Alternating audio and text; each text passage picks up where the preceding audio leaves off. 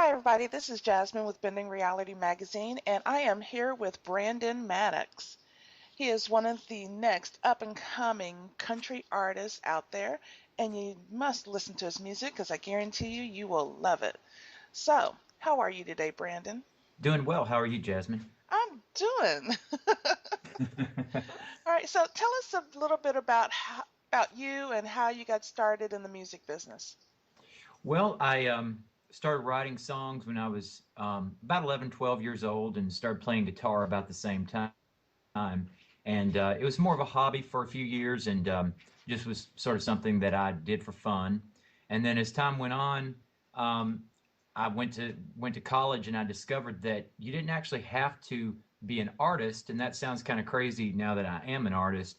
That you didn't have to be an artist to write the songs and stay behind the scenes for the other artists. Right. And after I'd been in Nashville pursuing songwriting, the industry rapidly changed, and it became one in which there was not a lot of uh, songwriters getting as many cuts or recordings out of those artists, and they were no longer able to make a living.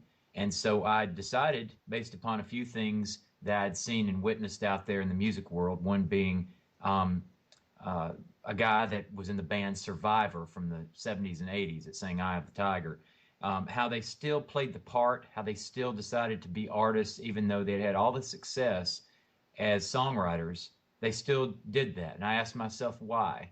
And after asking myself why, I discovered that even if I was not a successful artist, I could still be a successful songwriter, but not reverse of that. I couldn't be a songwriter who, missed their goal and then became an artist. So I decided to pursue the artist thing, and later on in time, I could always be a successful songwriter, and that's kind of how I got started in this. Okay, so from what I've read, I know you played the harmonica about age 8 and started guitar about age 12. So, what age did you start wanting to be a famous musician? Well, it was really recently, like in the past 5 years, that I wanted to start being a musician and try to make, well, not make my living through it because that's been a longer time that I've wanted to do that, but be famous. Probably past 3 to 5 years, and even now, it's like if I get to do what I love to do and make a living at what I love to do, that's what it's all about to me. And being being famous is something that is kind of uncontrollable. I can give it my best shot. I can do my best every day, wake up and put my best foot forward. But as far as being famous, that is up to politics and money, really, when it boils down to it. I think you got a There's good start. Yeah, there's a lot of cool things that are happening right now.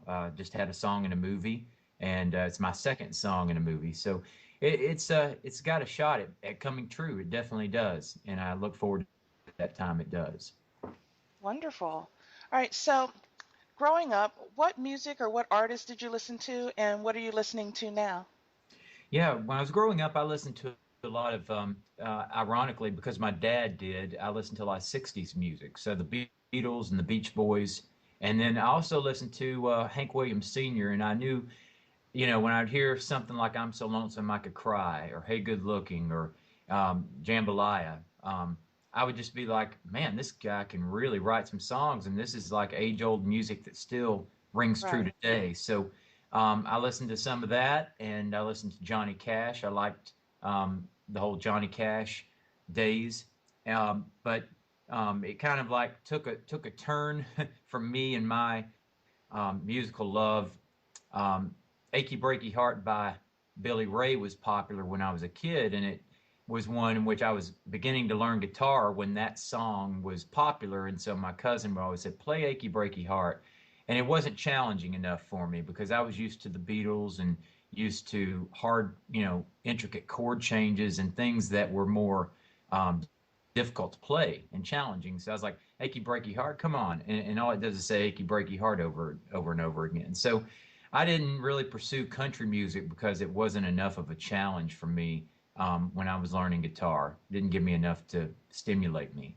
So I kind of came back to country music later on in time when I was dating a girl who liked country, and I started hearing stuff that was around the 2000 year 2000 time frame, and maybe 4 years before that, that was still being played on radio.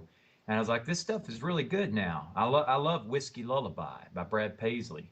Right. Stuff that pulls at your heart, and you hear the song and you have to almost pull over your car because you love the song that much. And that's what made me start getting into country again. So who's your inspiration? Well, there's a lot of inspirations. I'm sure you talk to a lot of um, artists out there when you interview them, and we have a mile long list, most of us, of things that we draw from. But if I had to pick one, and you can't, I mean, you don't always hear this in my music, but the Beatles were what I learned the guitar on.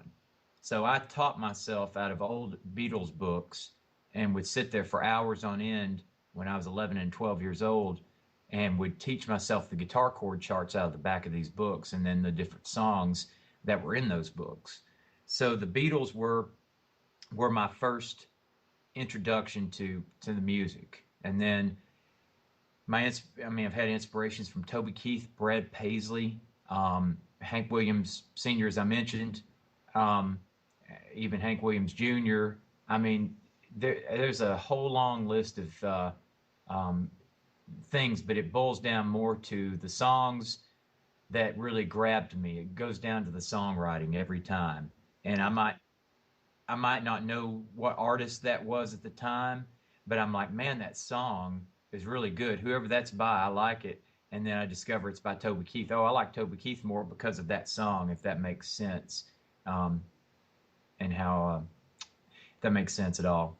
All right. So if you could be with any artist enjoying their tour, who would it be right now?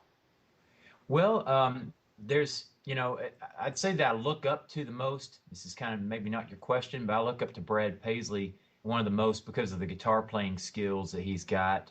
He's got some But great as far as skills. going out there and playing with an artist, I think it'd be a lot of fun to play with the new group Brothers Osborne that's out there. I think Okay. they would be a lot of fun to just jam around with. They're actually some friends of mine, John Osborne. I've known TJ and John for years, and it would be cool just to go out there and be like, hey, it's cool to jam with you. And they're great musicians, and they're fun, down to earth people, and I know that about them. So probably those guys, Brothers Osborne. All right. Great. Yeah, I've heard them. They're pretty good. Yeah. All right. So I know you were named 2014's Monster Truck Artist of the Year. Mm-hmm. Yes. Congratulations on that. Thank you. But where were you when you first heard yourself on the radio? Well, I actually heard myself on the radio before Monster Truck Artist was Okay. named, or I was named that. I remember the first time I heard myself on the radio was actually in 2006. It was on a station out of Missouri, and the time that I was really supposed to play, their radio station went down, and they had a bad storm that day. So they promised to play me the next time, and then I was at work at a place called L&M Music in Chattanooga, Tennessee, where I was still at. I had not even moved to Nashville yet, and I'd written a song in the Lowe's parking lot once. I was working at Lowe's, the home improvement store, and I was pushing these shopping carts. That's what my day job was. And I pushed these shopping carts, and I had grabbed some piece of paper off the bulletin board that I probably shouldn't have grabbed off the bulletin board, and I was writing down lyrics to this song. And I got back home and I laid a melody over it and got it written, and people really liked it. And I was like, this is probably my strongest song right now that I've written. And this radio station got a hold of it, liked it, and they said, we'd like to play this on our station. I said, great. So at L&M Music, I had everybody turn on the computers, and we heard it over the internet.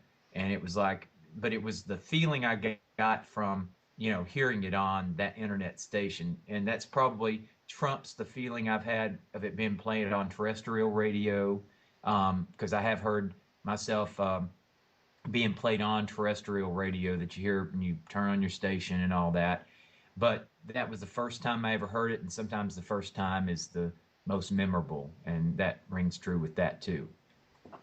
Oh, great. All right. So, if music wasn't your career, what would you be doing? It's a great question. I probably would like to do something probably with the business side of the music industry, being maybe promotion or some booking or something like that, as far as because there is the creative side which I'm on, which I'm creative, but I do a lot of business stuff throughout my day, so I still do that. It would be an easy transition to work with another artist who is trying to establish their career and do something on the business end as far as booking or um, promotion, or doing regular doing a regular job on the promotional end of things would be another thing. So, based upon my experience, I enjoy what I do every day, and translating that and just moving a little bit to a different market or whatever, and doing promotion or booking would be a natural progression. All right, great. So, what can the fans expect? Do you have any new music videos coming out? Your tour schedule? How can they Yes, contact you? yeah, I do. I have a new single that's going to probably hit the market around early January. We're targeting that because of the Christmas holidays coming to a close. And that single is going to be called Dixie Chaser. And it's off my Living on Sunshine album, which you can find on iTunes or you can buy at the shows. And so Dixie Chaser is, I mean, I just really feel like it's a strong hit. It's gonna resonate out there, and you can expect that to the secondary market stations because the primary market you got to pay a lot more money for to get on there. But the secondary market stations, you can expect that single to be hitting.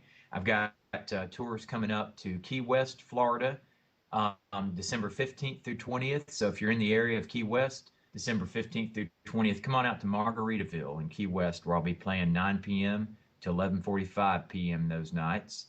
And then after that, I'm on a month-long tour in the Southwest Florida area. So I'll be in Fort Myers Beach, Naples, Florida, Marco Island, and I'll be playing down there from January to February. After that, I'll be coming back up north, playing some shows in Chattanooga in April, and I've got some stuff going on in the Nashville area in March. I'm planning a tour to Texas. I'm planning a tour up to New York, and these things are all like kind of like out there in the distance, but I'll start getting down to business and working on those tours here shortly. And I'm excited about all the things that are working up for 2016. I've got a new music video too. It's just going to be me and the guitar. It won't be anything fancy, but I've got an original Christmas song I've been working on and making, the best it can possibly be. It's called Christmas Lights, and Okay. uh, and it's going to be in the next week or two. We're gonna as soon as I can get it all put together and learned, I'm going to be doing a little video of that song, Christmas Lights. So be You're watching definitely going to Facebook. have to share that with us so we can help spread that around for you. Yeah, that'd be great. All right, great. So, your website address and your Facebook information? Yes, BrandonMaddoxMusic.com is my website, and you can find Facebook through that, but it's Facebook.com/Brandon Maddox Music /Brandon Maddox Music. I'm on Instagram, BMAD, the letter B, MAD Music on Instagram and Twitter as well. And we can get your music where? Find it on the iTunes. That's where I get paid the most, is off of iTunes downloads, and then the Spotify pays me, 0.000 something cents on every song.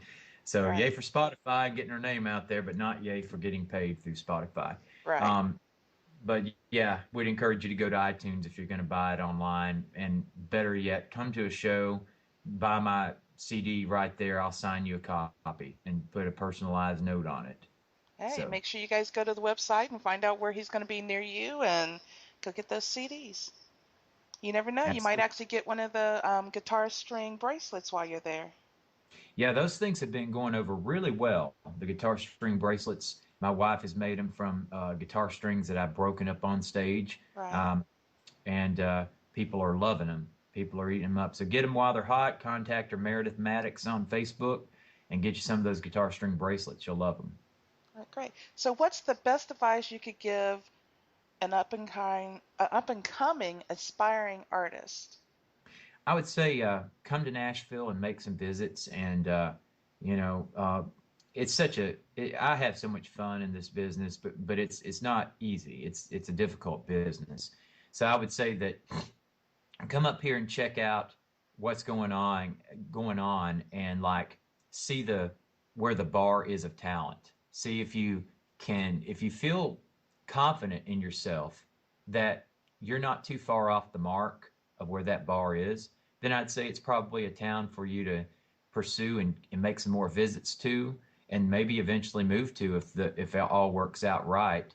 But if you're an artist that wants to have your fan base, my advice is if your hometown is something where your style of music is represented and it's got a good scene in your hometown, say your rock and they have a rock scene, or your country and they have a good country scene, or whatever it is, then try to grow your fan base in that hometown. And if your parents and family are supportive of your music and they will come out and see you, say at a bar or wherever you play at, then that's great. And then take advantage of that, have them come out, because really the bar wants people in the seats and they don't care if you're good or you're bad Right. mostly.